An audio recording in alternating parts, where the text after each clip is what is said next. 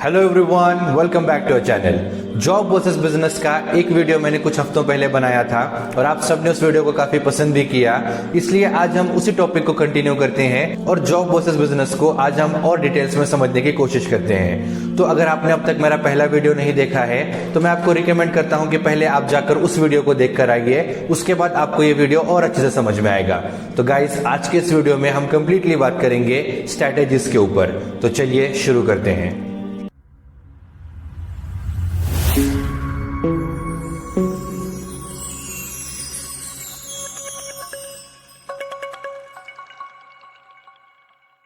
सबसे पहले अगर हम जॉब की बात करें तो 70 to 80% ये डिपेंड करता है कि आपका ग्रेजुएशन किस फील्ड के अंदर है, क्योंकि मोस्ट ऑफ द केसेस में सारे आपके जो स्किल्स होते हैं जो एक अच्छे जॉब के लिए आपको रिक्वायर्ड हैं, वो सारे आप पहले तो बेसिकली अपने डिग्री, अपने ग्रेजुएशन के अंदर उनको आप अचीव करते हो, उनको सीखते हो। उसके बाद कई सारे ऐसे कोर्सेस होते हैं, कई सारे ऐसे स्किल्स होते हैं जो आपको अपने काम के लिए इंपॉर्टेंट होते हैं और उसको हम अलग अलग इंस्टीट्यूशन से, अलग अलग जगह से हम उनको अचीव करने की कोशिश करते हैं और उसके बाद जाके हम अप्लाई करते हैं किसी अच्छे जॉब के लिए। मगर आपको अगर अपने लाइफ टाइम जॉब को कंटिन्यू करना है तो आज के इस डेवलपिंग वर्ल्ड में आपको अपने नॉलेज को भी उतना अपडेट रखना बहुत जरूरी है। तभी जाके आप क्या करोगे, मार्केट नीड्स को आप अचीव कर पाओगे और अपने जॉब को आप कंटिन्यू आप सेव रख पाओगे। वरना अगर टेक्नोलॉजी अगर तेजी से डेवलप होती रही और आप वहीं के वहीं रह गए तो हो सकता है कि आपकी जॉब आपके हाथ से चली जाए। इसलिए अगर आपको अपनी जॉब कंटिन्यू करनी है तो आपको अपना नॉलेज और स्किल अपडेट रखना पड़ते हैं। हाँ, इसमें एक बेनिफिट ये है कि आपको एकदम सडनली ऐसे अपडेट की जरूरत नहीं पड़ती, आप उसको आराम से अपना वक्त लेके आप सीख सकते हो। मगर उसी के साथ साथ अगर हम जॉब में ग्रोथ की बात करें तो ग्रोथ भी आपको जॉब में लिमिटेड अमाउंट ऑफ टाइम के अंदर उतना लिमिटेड ग्रोथ ही मिलेगा। फॉर एग्जाम्पल, आपको 1 साल के अंदर कितना इंक्रीमेंट मिलेगा या 3 साल के बाद या 5 साल के बाद आपकी पोजीशन क्या हो सकती है, आप इसको आराम से गेस कर सकते हो। ऐसे नहीं होगा कि आप आज जितना कमा रहे हो सडनली 1 या 2 साल के अंदर उसके डबल हो जाए या उसके ट्रिपल हो जाए। इतना ज्यादा आपको वहां पर ग्रोथ नहीं मिलता। आपको एक स्टेडी ग्रोथ को फॉलो करना पड़ता है और उस हिसाब से ही आपको अपनी लाइफस्टाइल भी फिर डिजाइन करनी पड़ती है। और हमारे इंडिया में कई सारे लोगों को इस तरह की लाइफस्टाइल पसंद भी आती है और उसके अंदर वो एक बहुत अच्छी जिंदगी भी गुजारते हैं। तो अगर आप भी इसी तरह का माइंडसेट रखते हो तो आपके लिए जॉब कभी भी बेटर है। तो बस आपको इसमें यह करना है कि अपनी डिग्री अच्छे से कंप्लीट करनी है, अपने स्किल्स को डेवलप करना है और उसके अकॉर्डिंग आपको अपना वर्क, अपनी जॉब चूज करनी है। दूसरी तरफ कई सारे लोग ऐसे भी होते हैं जिनको अपने लाइफ में कोई अपना स्टार्टअप, अपना बिजनेस भी करने का बहुत मन होता है, मगर वो सिर्फ इस वजह से वो डिसीजन ले नहीं पाते क्योंकि उनको ये डर हमेशा लगा रहता है कि कहीं मैं बैंकरप्ट ना हो जाऊं या मेरे सारे पैसे इस बिजनेस में डूब ना जाएं। अब इस सिचुएशन को हमें किस तरह से समझना और हैंडल करना चाहिए, ये हम जानने की कोशिश करते हैं। अब ये प्रॉब्लम लैक ऑफ नॉलेज और लैक ऑफ एक्सपीरियंस की वजह से भी क्रिएट होता है, क्योंकि हमारे यहाँ बिजनेस करने के लिए एक बहुत पुरानी स्ट्रैटेजी का इस्तेमाल किया जाता है। कौन सी स्ट्रैटेजी, इसके बारे में मैं आपको एक एग्जांपल से समझाने की कोशिश। सपोज मार्केट में 2 शॉप है, shop A and shop B. अब आपको वहां पर क्या करना है, एक शॉप अपनी क्रिएट करनी है जिसको हम नाम देते हैं शॉप सी। और ये तीनों भी शॉप्स, यानी आपसे पहले जो शॉप ए और शॉप बी है, ये क्या करते हैं, ये एक प्रोडक्ट सेल करते हैं जिसको हम कहते हैं प्रोडक्ट एस। अब आप क्या करते हो, आप भी एक वहां पर अपनी शॉप सी स्टार्ट करते हो और आप भी इस प्रोडक्ट को वहां पर सेल करना शुरू कर देते हो।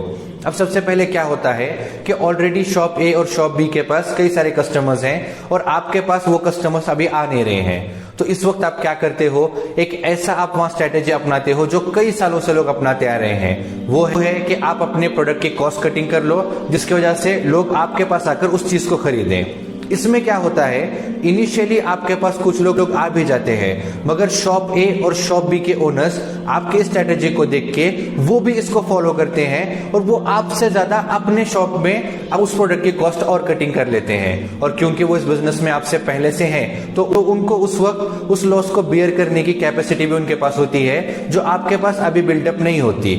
इस वजह से क्या होता है कि आपस में ही इस तरह के लड़ाई की वजह से बहुत सारा बिजनेसमैन को नुकसान होता है और हो सकता है at the end of the day आपको अपना बिजनेस बंद भी करना पड़े, क्योंकि आपके जो कॉम्पिटिटर्स हैं वो ऑलरेडी इस बिजनेस में काफी टाइम से हैं और उन्होंने आपसे कई ज्यादा प्रॉफिट उन्होंने कलेक्ट भी कर लिया है और आप उनको उस तरह से कॉम्पीट वहां नहीं कर पाओ। तो इस स्ट्रेटेजी को हम कहते हैं रेड ओशन स्ट्रेटेजी, क्योंकि यहाँ पे जो एक दूसरे से कॉम्पीट करने वाले लोग हैं ये इस कंपटीशन के अंदर अपना ही नुकसान करा लेते हैं और at the end of the day कई सारे लोगों का बिजनेस वहां पे लॉस होता है या प्रॉफिट मार्जिन बहुत कम हो जाता है। इसके अपोजिट एक होती है ब्लू ओशन स्ट्रेटेजी, यानी आपके पास कोई ऐसा एक यूनिक आइडिया हो जो या तो कंप्लीटली नया हो या फिर आपने कुछ प्रीवियस आइडियाज के अंदर कुछ अपने ऐसे इंप्रूवमेंट्स किए हैं जिस वजह से आप कंप्लीटली एक नया मार्केट क्रिएट कर सको। वहां पर आपके कोई डायरेक्ट कंपटीशन ना हो, आपके पास जो कुछ भी आप कर रहे हो वो यूनिक हो, नया हो, और आपके यानी अपना कोई ऐसा आइडिया अगर आप स्टार्ट कर दोगे तो वहां पर आपका कोई कंपटीशन क्रिएट नहीं होगा। अगर आपका कंपटीशन नहीं होगा तो आप अपना काम बहुत अच्छे से स्टार्ट कर पाओगे, और जब तक आपका कंपटीशन क्रिएट होता है आप बहुत आगे निकल जाओगे। अमेरिकन बिजनेसमैन पीटर थिल अपने वर्ल्ड फेमस बुक 0 to 1 में इसको एक्सप्लेन करते हुए कहते हैं कि अगर आप बिल गेट्स का एग्जांपल लेके नया विंडोज बनाने की कोशिश कर रहे हो, या आप मार्क जुकरबर्ग का एग्जांपल लेके नई सोशल नेटवर्किंग साइट बनाने की कोशिश कर रहे हो, इसका मतलब ये है कि आपने उनके सक्सेस स्टोरी से सही सबक नहीं लिया। इन लोगों ने जो इन्वेंशंस किए थे वो यूनिक थे, इस वजह से वहां उनका डायरेक्ट कंपटीशन नहीं था, उस वजह से वो लोग इतने सक्सेसफुल हो पाए। अगर आप यूनिक प्लान करते हो, कुछ ऐसे नए आइडियाज को डेवलप करते हो और उसको अपने बिजनेस में कन्वर्ट करके उससे अगर आप कुछ अपना नया स्टार्टअप स्टार्ट कर लोगे तो उस जगह पर आपको बहुत अच्छा प्रॉफिट भी मिलेगा और बहुत आसानी से आप सक्सेस भी अचीव कर पाओगे। इसलिए ब्लू ओशन स्ट्रेटेजी हमेशा हर बिजनेसमैन या हर मोटिवेशनल स्पीकर या जो कोई भी आपको बिजनेस के लिए इंस्पायर करना चाहते हैं ये अपने स्पीच में कहीं ना कहीं उसका इस्तेमाल करते हैं और आपको उसको समझाने की कोशिश करते हैं कि आप इस स्ट्रेटेजी को अगर अपनाओगे तो आपको बहुत आसानी से कोई भी स्टार्टअप करने के अंदर या कोई भी बिजनेस में अपना करियर बनाने के लिए मदद मिलेगी। इसलिए अगर आप जॉब करना चाहते हो तो आपको जरूरत है सही स्किल्स की और उसी के साथ साथ उसके अकॉर्डिंग सही नॉलेज। वहीं आप अगर बिजनेस करना चाहते हो तो आपको जरूरत है सही नॉलेज और सही स्ट्रैटेजी जिसके इस्तेमाल से आप अपने बिजनेस को सक्सेसफुल बना सको। तो गाइस आई होप आपको इन्फॉर्मेशन अच्छी लगी होगी, और आपको अगर इसके बारे में डिटेल और इन्फॉर्मेशन चाहिए, अगर आपको ये कंसेप्ट डिटेल में समझना है तो आप ब्लू ओशन स्ट्रैटेजी इस फेमस किताब को भी पढ़ सकते हो। उसी के साथ साथ रिच डैड पुअर डैड या 0 to 1 और इस तरह के कई सारे ऐसे मार्केट में किताबें हैं जिनका इस्तेमाल करके आप अपना नॉलेज भी बढ़ा सकते हो और उसी के साथ साथ आप अपने स्टार्टअप के लिए सही आइडियाज भी आप डेवलप कर सकते हो। तो गाइज अगर आपको इन्फॉर्मेशन अच्छी लगी तो हमें लाइक कीजिए, कमेंट कीजिए और हमारे चैनल को सब्सक्राइब करना ना भूलिए। This is Arshad Syed, thank you so much.